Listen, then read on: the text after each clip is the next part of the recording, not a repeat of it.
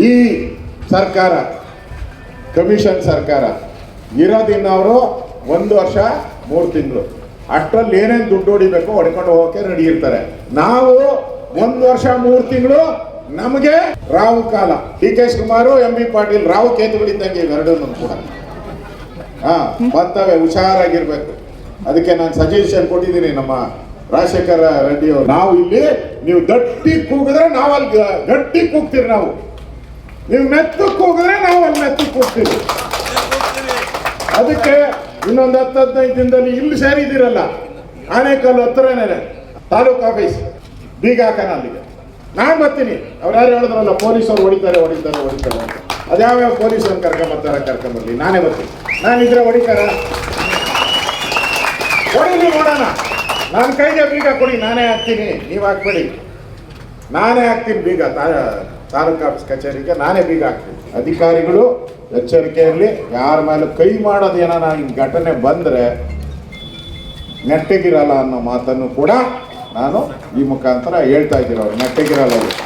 ಅಸೆಂಬ್ಲಿಯಲ್ಲಿ ಅವ್ರಿಗೆ ಚಳಿ ಜ್ವರ 2 ಬಿಡಿಸ್ತೀನಿ. ಅವರು ಯಾರು ಹೊಡೆದಿದ್ದಾರೆ ಆ ದಾಖಲೆಗಳೇನಾದ್ರು ವಿಡಿಯೋ ಏನಾರು ಸಿಕ್ಕಿದ್ರೆ ಅಂತೂ, ಆ ವಿಡಿಯೋ ಮಾಡಿರೋ ಸಿಕ್ಕಿದ್ರೆ ಅಂತೂ ಅವ್ರಿಗೆ ಗ್ಯಾರಂಟಿ ಅವ್ರ ಮೇಲೆ ಪನಿಷ್ಮೆಂಟ್ ಆಗುವಂಥ ಕೆಲಸವನ್ನ ನಾನು ಮಾಡ್ತೀನಿ.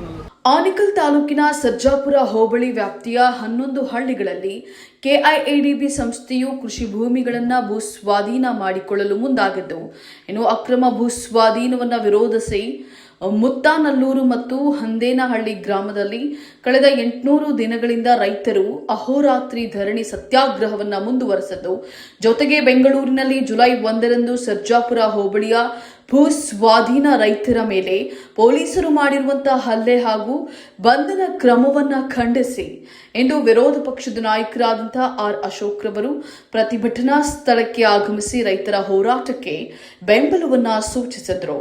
ಜೊತೆಗೆ ರಾಜ್ಯ ಕಾಂಗ್ರೆಸ್ ಸರ್ಕಾರದ ವಿರುದ್ಧ ಗುಡುಗಿದ್ರು. ಇನ್ನು ಸ್ಥಳದಲ್ಲಿ ಸಂಸದ ಡಾಕ್ಟರ್ CN ಮಂಜುನಾಥ್, ವಿಧಾನ ಪರಿಷತ್ ಸದಸ್ಯರಾದಂತಹ ಗೋಪಿನಾಥ್ ರೆಡ್ಡಿ, ಶಾಸಕರಾದಂತಹ ಸತೀಶ್ ರೆಡ್ಡಿ, ಬಿಜೆಪಿ ಪಕ್ಷದ ಆನೇಕಲ್ ತಾಲೂಕು ಅಧ್ಯಕ್ಷ SRT ಅಶೋಕ್ ರೆಡ್ಡಿ, ಬಿಜೆಪಿ ಪಕ್ಷದ ನಿಕಟಪೂರ್ವ ಅಭ್ಯರ್ಥಿ ಹೊಲ್ಲಹಳ್ಳಿ ಶ್ರೀನಿವಾಸ್ ಮತ್ತು ಬಿಜೆಪಿ ಮುಖಂಡರು ಹಾಗೂ ಕಾರ್ಯಕರ್ತರು ಮತ್ತು ರೈತ ಮುಖಂಡರಾದಂತಹ ಚಂದ್ರಾರೆಡ್ಡಿ, ದೊಮ್ಮಸಂದ್ರ ದೇವರಾಜ್, ಜಯಪ್ರಕಾಶ್ ಮತ್ತು ರೈತರು ಹಾಜರಿದ್ದರು. ಆನೇಕಲ್ ಸರ್ಜಾಪುರ ಭಾಗದಲ್ಲಿ ನಡೀತಾ ಇರುವಂತಹ ಹೋರಾಟಕ್ಕೆ ನಾನು ನಮ್ಮ ಸತೀಶ್ ಅವರು, ನಮ್ಮ ಸಭಾ ಸದಸ್ಯ ಮಂಜುನಾಥ್ ಬೆಂಬಲವನ್ನ ಕೊಟ್ಟಿದ್ದೀನಿ. ಇಲ್ಲಿ KDB ಇಂದ ಅಕ್ವಿಜೇಷನ್ ಆಗಿರುತ್ತೆ. ಈಗಾಗಲೇ ಕೋರ್ಟಲ್ಲೂ ಹೈಕೋರ್ಟ್ ಅಲ್ಲೂ ಕೂಡ ಅದು ವಜಾ ಆಗಿದೆ. ಸರಿಯಾಗಿ ಪ್ರೊಸೀಜರ್ ಮಾಡಿಲ್ಲ ಅಂತ ವಜಾ. ಮತ್ತೆ ಅದಕ್ಕೆ ನೋಟಿಸ್ ಕೊಡುವಂಥದ್ದು, ಮತ್ತೆ ಈ ಜಮೀನನ್ನ ಕಬಳಿಕೆ ಮಾಡಕ್ಕೆ ಮಾಡಿದ್ದಾರೆ. ನಾನೆಲ್ಲ ರೈತರ ಹತ್ರ ಮಾತಾಡಿ, ಎಲ್ಲ ಅರ್ಧ ಎಕರೆ, 3/4 ಎಕರೆ, 1 ಎಕರೆ, 2 ಎಕರೆ ಇಷ್ಟು ಅವರೆಲ್ಲ ವ್ಯವಸಾಯ ಮಾಡೋದು. ಕೆಲವರು ಹಂದಿ ಸಾಗಾಟನೆ ಮಾಡ್ತಾ ಇದ್ದಾರೆ, ಕೆಲವರೆಲ್ಲ ಬೆಳೆ ಬೆಳೀತಾ ಇದ್ದಾರೆ, ರೇಷ್ಮೆ ಬೆಳೀತಾ ಇದ್ದಾರೆ, ತರಕಾರಿ ಬೆಳೀತಾ ಇದ್ದಾರೆ. ಪಾಲಿ ಹೌಸ್ಗಳು ಜಾಸ್ತಿ ಇದೆ ಇಲ್ಲೆಲ್ಲ. ಅಂದ್ರೆ ಬೆಳೆ ಬೆಳೆಯುವಂತ ಜಮೀನು. ನೀವು ಕೈಗಾರಿಕೆ ಮಾಡ್ಬೇಕಾದ್ರೆ ಎಂಚ ಜಮೀನ್ಗೆ ಹೋಗ್ಬೇಕು, ಬೀಳ್ ಜಮೀನ್ಗೆ ಹೋಗ್ಬೇಕು. ಅಂದ್ರೆ ಅಲ್ಲಿ ನೀರ್ ಸಿಗಲ್ಲ, ಬರಡು ಭೂಮಿ, ಈ ತರಕ್ ಹೋಗ್ಬೇಕು. ಯಾಕಂದ್ರೆ ನೀವು ಕೈಗಾರಿಕೆ ಬಂದ್ರೆ ಮತ್ತೆ ಕೆಮಿಕಲ್ ಎಲ್ಲ ಭೂಮಿ ಒಳಗೆ ಹಾಕ್ತೀರ. ನೀವು ಭೂಮಿ ಒಳಗಡೆ ಬಂದ್ರೆ ಇಲ್ಲಿರೋ ಹಳ್ಳಿ ಜನ ಎಲ್ಲಿ ಹೋಗ್ತದೆ? ಎಲ್ಲಾ ಬೋರ್ವೆಲ್ಗಳು ನೀವು ಹಾಳಾಗ್ ಹೋಗ್ತದೆ, ಎಲ್ಲಾ ಕೆರೆಗಳು ಹಾಳಾಗ್ ಹೋಗ್ತದೆ. ಈಗಲೇ ಇಂಡಸ್ಟ್ರಿ ಇದೆ, ಯಾವುದು IT BT ಇಂಡಸ್ಟ್ರೀಸ್ಗಳೆಲ್ಲ ಇದೆ. 4 ಇಂಡಸ್ಟ್ರೀಸ್ ಇದೆ, ಲೇಔಟ್ ಇದೆ, ಸೂರ್ಯ ಸಿಟಿ ಲೇಔಟ್ ಇದೆ. ಇನ್ನೇನು ಅವಶ್ಯಕತೆ ಇಲ್ಲ. ಒಂದೇ ಕಡೆ ಯಾಕೆ ಎಲ್ಲ ಪ್ರೆಷರ್ ಹಾಕ್ತೀರಾ? ಈಗಲೇ ಟ್ರಾಫಿಕ್ ಜಾಮ್, ಈ ರೋಡಾಗೆ ಯಾರು ಓಡಾಡಕ್ಕೆ ಆಗಲ್ಲ. ಆ ಪರಿಸ್ಥಿತಿ, ಹೊಸ ರಸ್ತೆ ಪರಿಸ್ಥಿತಿ ಹಂಗ್ ಬಂದಿದೆ. ಮಾಡಿ ಉತ್ತರ ಕರ್ನಾಟಕದ ಭಾಗದಲ್ಲಿ ಎಲ್ಲೆಲ್ಲಿ ಅಭಿವೃದ್ಧಿ ಆಗ್ಬೇಕು ಅಲ್ಲಿ ಉತ್ತರ ಕರ್ನಾಟಕದಲ್ಲಿ ನೀವು ಮಂತ್ರಿ ಉತ್ತರ ಕರ್ನಾಟಕದವರು ಅಲ್ಲಿ ಮಾಡಿ, ನೀವು ಅಭಿವೃದ್ಧಿ ಮಾಡಿ. ಅಲ್ಲಿ ಬಿಟ್ಬಿಟ್ಟು ಬೆಂಗಳೂರ್ನ ಯಾಕೆ ಹುಡ್ಕಂತೀರಾ ನೀವು? ಸರ್ ಏನೋ ಡೀಲ್ ಅಂತ ಹೇಳಿದ್ರಿ ಸರ್. ದೊಡ್ಡ ಡೀಲೆ, ಒಳ್ಳೆ ಕಾಸು ಬರ್ತೈತೆ. ಇದು ಈ ಲೇಔಟ್ ಆದ್ರೆ ಒಳ್ಳೆ ಕಾಸು ಬರ್ತೈತೆ. 1:3 ಡಬಲ್ ಟೈಮ್, 3 ಟೈಮ್ ಅಷ್ಟು ಕಮಿಷನ್ ಬರ್ತತೆ. ಕಮಿಷನ್ ಹೊಡಿಯೋಕ್ಕೋಸ್ಕರ ಮಾಡ್ತಾ ಇರೋ ಲೇಔಟ್ ಇದೆ. ಬೇಗ ಮಾಡಿ. ಯಾಕಂದ್ರೆ ಇವ್ರ ಸರ್ಕಾರ ಇನ್ನೊಂದು ವರ್ಷ 3 ತಿಂಗಳು 4 ತಿಂಗಳು ಇದೆ, ಅಷ್ಟರಲ್ಲಿ ಹೆಂಗ್ ಲೇಔಟ್ ಮಾಡ್ತೀರಾ ನೀವು? ಅಕ್ವಿಜೇಷನ್ ಇನ್ನ 4-1, 5-1, 6-1 ಅವಾರ್ಡು, ಆಮೇಲೆ ಟೆಂಡರ್ ಕರೆದ್ಬಿಡೋದು. ಈ ಸರ್ಕಾರ ಇದೆಯಲ್ಲ, ಟೆಂಡರ್ ಕರೆಸಿ ಕಮಿಷನ್ ವಸೂಲಿ ಮಾಡಿ. ಟನಲ್ ರೋಡ್ ಟೆಂಡರ್ ಕರಿ ಕಮಿಷನ್ ವಸೂಲು ಮಾಡು. ಬಿಡದಿ ಟೆಂಡರ್ ಕರಿ ಕಮಿಷನ್ ವಸೂಲು ಮಾಡು. ಇದು ಸರ್ಜಾಪುರ ಟೆಂಡರ್ ಕರಿ ಕಮಿಷನ್ ತಗೊಂಡು ಓಡಾಡೋದು ಅಷ್ಟೇ. ಚುನಾವಣೆ ಬರ್ತದೆ ಫಂಡ ಸರ್ ಇದೆಲ್ಲ.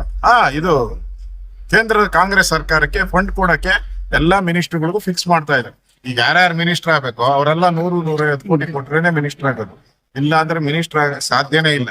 ಅದಕ್ಕೆ ಫಂಡ್ ರೈಸಿಂಗ್ ಈ ಲೇಔಟ್ ಇದೆಯಲ್ಲ, ಈ ಬಿಡದಿ ಇರ್ಬೋದು, ಸರ್ಜಾಪುರ, ಇವೆರಡು ಫಂಡ್ ರೈಸಿಂಗ್, ಕಾಂಗ್ರೆಸ್ಸಿನ ಫಂಡ್ ರೈಸಿಂಗ್ ಲೇಔಟ್ಸ್. ಇವೆರಡಕ್ಕೂ ಇದೇ ಹೆಸರು ಕೊಟ್ಬಿಟ್ಟಿದ್ದೀನಿ. ನಾನು ವಿರೋಧ ಪಕ್ಷದ ನಾಯಕನಾಗಿ ಹೆಸರು ಕೊಟ್ಟಿದ್ದೀನಿ. ಇವೆರಡೂ ಫಂಡ್ ರೈಸಿಂಗ್ ಲೇಔಟ್ಸ್. ರೈತರ ಕತೆ ಸರ್, ರೈತರು ಬೇಕಾಗಿಲ್ಲ, ಅವ್ರಿಗೆ ದುಡ್ಡು ಕೊಟ್ಟು ಓಟ್ ಹಾಕ್ಸ್ಕೊಂತೀನಿ ಯಾವನಿಗಾನ ಬೇಕಾದ್ರೆ ಸ್ಥಿತಿ. ಮತ್ತೆ ಅವ್ರಿಗೆಲ್ಲ ಇವಾಗ SIR ಮಾಡ್ತಾವ್ರಲ್ಲ, ಎಲ್ಲ ಮುಸಲ್ಮಾನರನ್ನ ಈ ಬಾಂಗ್ಲಾದೇಶದವ್ರನ್ನೆಲ್ಲ ಸೇರ್ಸ್ಕೊಂತವ್ರು, ಪಾಕಿಸ್ತಾನದವ್ರು ಬಾಂಗ್ಲಾದೇಶದವ್ರನ್ನೆಲ್ಲ ಓಟ್ ಸೇರ್ಸ್ಕೊಂತಾರೆ. ಅದು ನಾವು ಗೆಲ್ತೀರಿ ಅಂತ. ಹಂಗೆ ಈ ಸರಿ ಅವೆಲ್ಲ ನಡೆಯಲ್ಲ. ರೈತರನ್ನ ಗೂಂಡಾಗೋದಕ್ಕೆ ವರ್ತನೆ ಮಾಡ್ತಾರೆ. ಅದಕ್ಕೆ ನಾನು ಇದನ್ನ ವಿಧಾನಸಭೆಯಲ್ಲಿ ಪ್ರಸ್ತಾವ ಮಾಡ್ತೀನಿ. ಈಗಾಗಲೇ ರೈತರ ಮೇಲೆ ಹಲ್ಲೆ ಆಗಿರೋದು, ಗಾಯ ಆಗಿರೋದು ಎಲ್ಲ ತೋರಿಸ್ತು. ರಿಪ್ಸ್ ಎಲ್ಲ ಮುರಿದೋಗಿದೆ, ಮೂಳೆ ಮುರಿದೋಗಿದೆ, ಹಂಗ್ ಹೊಡೆದಿದ್ದಾರೆ. ಅವ್ರಿಗೆಲ್ಲ ಚಳಿ ಜ್ವರ ಬಿಡಿಸ್ತೀರಿ. ಅಧಿಕಾರಿಗಳಿಗೆ ಎಚ್ಚರಿಕೆ ಕೊಡ್ತೀನಿ, ಪೊಲೀಸ್ ಅಧಿಕಾರಿಗಳಿಗೆ. ಈ ತರ ರೈತರ ಮೇಲೆ ಗೂಂಡಾಗಿರಿ ಮಾಡಿದ್ರೆ ಹುಷಾರ್, ಎಚ್ಚರಿಕೆಯನ್ನು ಮಾತನ್ನ ಕೊಡ್ತಾ ಇದ್ದೀನಿ. ಅಧಿವೇಶನದಲ್ಲಿ ಇದ್ರ ಬಗ್ಗೆ ಚರ್ಚೆ ಆಗ್ತದೆ, ಅಧಿಕಾರಿಗಳ ಬಗ್ಗೆ ಕ್ರಮ ಆಗ್ತದೆ. ಈ ದಿನ ಮುತ್ತನಲ್ಲೂರು ಗ್ರಾಮದ ಧರಣಿ ನಿರತ ಪ್ರದೇಶದಲ್ಲಿ ನಮ್ಮ ರೈತರಿಗೆ ಬೆನ್ನೆಲುಬಾಗಿ ನಾವು ಇರ್ತೀವಿ, ನಿಮ್ ಜೊತೆ ಇರ್ತೀವಿ ಅಂತ ಹೇಳ್ಬಿಟ್ಟು ಏನು ಮೊನ್ನೆ ಲಾಠಿ ಪ್ರಹಾರ ಆಯ್ತು ನಮ್ಮ ರೈತರ ಮೇಲೆ. ನಾವು ಒಂದು ಮನವಿ ಕೊಡಕ್ ಹೋದಾಗ ನಮ್ಮೆಲ್ಲ ತಾಲೂಕಿನ ರೈತರು 8 ಬಸ್ಗಳಲ್ಲಿ ಮನವಿ ಕೊಡಕ್ ಹೋಗ್ತಾ ಇದ್ವಿ ಅರವಿಂದ್ ಭವನ್ ಹತ್ರ. ನಮ್ಮನ್ನು ಪೊಲೀಸ್ನವ್ರು ಮಿಸ್ಗೈಡ್ ಮಾಡಿ ಸೆಂಟರ್ ದಾರಿನಲ್ಲಿ ಇರಿಸ್ಕೊಂಡು ನಮ್ಮ ರೈತರ ಮೇಲೆ, ರೈತ ಮಹಿಳೆಯರ ಮೇಲೆ ದೌರ್ಜನ್ಯವಾಗಿ, ಅಮಾನುಷವಾಗಿ ಹಲ್ಲೆ ಮಾಡಿದ್ದಾರೆ. ಅದೇ ನಮ್ಮ ದೇವರಾಜ್ ಅವ್ರಿಗೆ ತುಂಬಾ ಏಟಾಗಿತ್ತು, ರಂಗರಾಜು ಅವ್ರಿಗೆ ಮತ್ತೆ ರೈತ ಮಹಿಳೆಗೆ ತುಂಬಾ ಏಟಾಗಿತ್ತು. ಇದನ್ನೆಲ್ಲನೂ ಈ ಘಟನೆ ನಡೆದ ನಂತರ ನಮ್ಮ ಆನೇಕಲ್ ತಾಲೂಕಿನ ಎಲ್ಲ ರೈತರಿಗೆ ಇನ್ನೂ ಹುಮ್ಮಸ್ಸು ಬಂದ್ಬಿಟ್ಟಿದೆ. ನಮ್ಮ ಭೂಮಿನ ಯಾವುದೇ ಕಾರಣಕ್ಕೂ ಬಿಟ್ಕೊಡೋದಿಲ್ಲ ಅಂತ ಹೇಳ್ಬಿಟ್ಟು, KDB ಬಿಟ್ಕೊಡೋದಿಲ್ಲ ಅಂತ ಹೇಳ್ಬಿಟ್ಟು ರಾಜಾರೋಷವಾಗಿ ಮುಂದೆ ಬರ್ತಾ ಇದ್ದಾರೆ. ನಮ್ಗೆ ಈ ದಿನ ಬೆನ್ನೆಲುಬಾಗಿ ಧರಣಿ ನಿರತ ಪ್ರದೇಶಕ್ಕೆ ನಮ್ಮ ಮಾನ್ಯ ವಿರೋಧ ಪಕ್ಷದ ನಾಯಕರು, ಮಾಜಿ ಉಪಮುಖ್ಯಮಂತ್ರಿಗಳು, ಗೃಹ ಸಚಿವರಾದಂತಹ ಮಾನ್ಯ R. ಅಶೋಕ್ ಸಾಹೇಬ್ರು, ಮತ್ತೆ ಬೊಮ್ಮನಹಳ್ಳಿ ಕ್ಷೇತ್ರದ ಶಾಸಕರಾದಂತಹ ನಮ್ಮ ಸತೀಶ್ ಅಣ್ಣವರು, ಮತ್ತೆ ಮಾನ್ಯ ಸಂಸದರು ಹೃದಯವಂತ ಡಾಕ್ಟರ್ ಮಂಜುನಾಥ್ ಅವರು, ಮತ್ತೆ ಗೋಪಿನಾಥ್ ರೆಡ್ಡಿ ಅವರು, ಅದೇ ರೀತಿ ನಮ್ಮ ತಾಲೂಕಿನ ಅಧ್ಯಕ್ಷರಾದಂತಹ SRT ಅಶೋಕ್ ಅವರು, ಮತ್ತೆ ನಿಕಟಪೂರ್ವ ಹುಲ್ಲಳ್ಳಿ ಶ್ರೀನಿವಾಸ್ ಅವರು, ಎಲ್ಲ ನಮ್ಮ ನಾಯಕರುಗಳು ನಮ್ಗೆ ನಾವು ನಿಮ್ ಜೊತೆ ಇರ್ತೀವಿ. ಯಾವುದೇ ಕಾರಣಕ್ಕೂ ನೀವು ಭೂಮಿನ ಬಿಡಬೇಡಿ. ಮುಂದಿನ ದಿನಗಳಲ್ಲಿ ನಮ್ಮದೇ ಆದಂತಹ BJP ಸರ್ಕಾರ ಬರ್ತದೆ.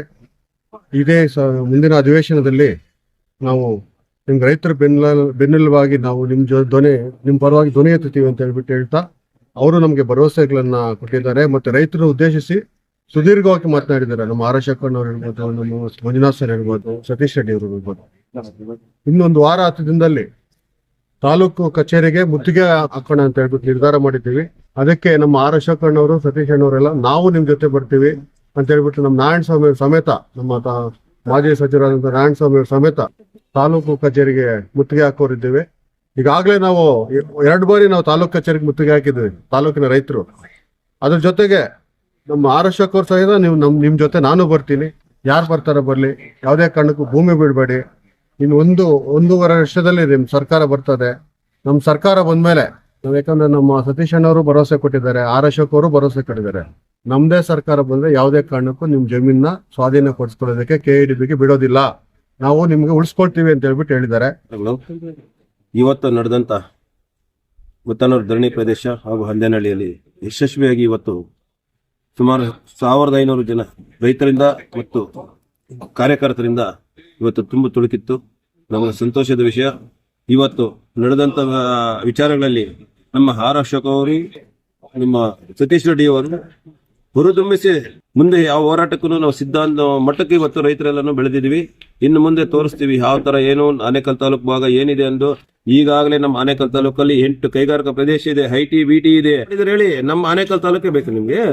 ಯಾಕೆ ಬೇರೆ ತಾಲೂಕುಗಳು ಉದಾರ ಮಾಡೋದಕ್ಕೆ ನಿಮ್ ಕೈಲಾಗಲ್ಲ? ಯಾಕಂದ್ರೆ ಇಲ್ಲಿ ₹1 ಹಾಕಿದ್ರೆ ₹100 ಸಿಗುತ್ತೆ ಅನ್ನೋ ಮಟ್ಟದಲ್ಲಿ ಇವತ್ತು ಆಸೆ ಇರೋದ್ರಿಂದ ನೀವು ಇಲ್ಲಿವರೆಗೂ ಬರ್ತಾ ಇದ್ದೀರಿ. ನೀವು ದುಡ್ಡು ಮಾಡೋಕೆ ಹೊರತು ಯಾವ ರೈತನು ಉದ್ಧಾರಕ ಮಾಡಕ್ ಬರ್ತಾ ಇಲ್ಲ. ಯಾವುದೇ ತರ ನೀವು ಯೋಜನೆ ಹಾಕಿರೋದೆಲ್ಲ ನಾನು ಜೀರೋ. ಈ ಶಿಫ್ಟ್ ಆಗಿ 2 ವರ್ಷ ಆಯ್ತು ಸ್ವಾಮಿ. ಇವತ್ತೇನ್ ಮಾಡ್ತಾ ಇದ್ದಾರೆ? ಅವ್ರು ಎಲ್ಲಿದ್ದಾರೆ ಶಿಫ್ಟ್ ಅವರು? ಬರೋದಕ್ಕೆ ಹೇಳಿ ನೋಡೋಣ. ಅವ್ರು ತಾಕತ್ತಿದ್ರೆ ಒಳಗೆ ಬರೋದಕ್ಕೆ ಹೇಳಿ, ನಮ್ಮ ಜಮೀನ್ ಹತ್ರ ನಾವು ಕೊಡ್ತೀವಿ.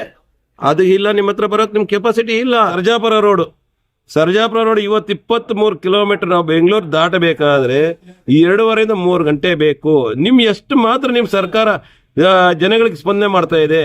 ಇಲ್ಲ ಅವ್ರ ಟೈಮ್ ಟು ಟೈಮ್ ಆಫೀಸ್ಗೆ ಹೋಗಕ್ಕಾಗುತ್ತಾ? ಯಾವ ತರ ಮಕ್ಕಳನ್ನ ಶಾಲೆಗಳು ಕಳ್ಸಬೇಕಾ? ಯಾವ ತರ ಇದೆ ಹೇಳಿ ಸ್ವಾಮಿ.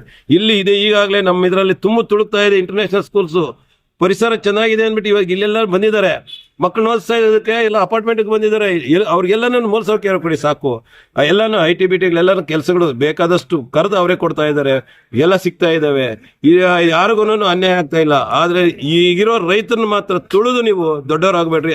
ಈಗಾಗಲೇ ನೀವು ದೊಡ್ಡವರಾಗಿದ್ದೀರಾ, ಬೇಕಾದಷ್ಟು ಕೋಟೆಗಳು ನಿಮ್ಮ ಹತ್ರ, ಸಾವಿರಾರು ಕೋಟಿಗಳು ಆಸ್ತಿಗಳು ಸಂಪಾದನೆ ಮಾಡ್ಕೊಂಡಿದ್ರೆ ಸಾಕು.